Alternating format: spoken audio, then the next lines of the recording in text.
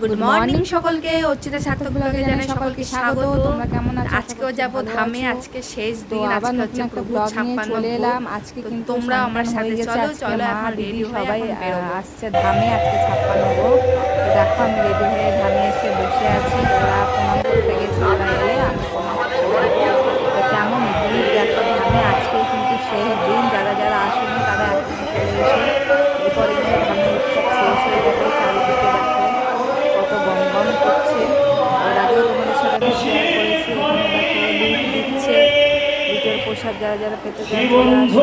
56 ভোগের দিন খুবই ভিড় হয় আমাদের প্রভুর মন্দিরে। তো দেখতেই পাচ্ছ তোমরা, লোকজন দেখে বুঝতেই পারছো যে কেমন ভক্তরা এসেছে। আমরা এবার প্রসাদ প্রাঙ্গণে চলে এসেছি। ওর সাথে দেখা হয়ে গেছে, আমার শ্বশুরও আছে এখানে। তো ভেতরে তো আজকে ঢুকতে পারবো না কারণ প্রচণ্ড ভিড়। তো আমি পাঁচিলের ধার থেকে প্রসাদ পেয়ে নিয়েছি আমরা। দিয়ে এখন বাড়ি এসে আমি বিকালবেলায় গেলাম দোকানে, এসে জামা কাপড় দেখছি, প্রসাদি জামা কাপড় সব কেচে মেলে দিয়েছি।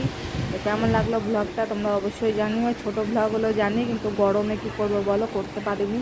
তো তোমরা ভালো থেকো, সুস্থ থেকো, আর আমার চ্যানেলটাকে সাবস্ক্রাইব করে দিও। এখন মোটামুটি রাত হয়ে গেছে, রাতে রান্না বান্না করে খাওয়া দাওয়া করে এখন শুয়ে পড়বো। তো গুড নাইট, টাটা।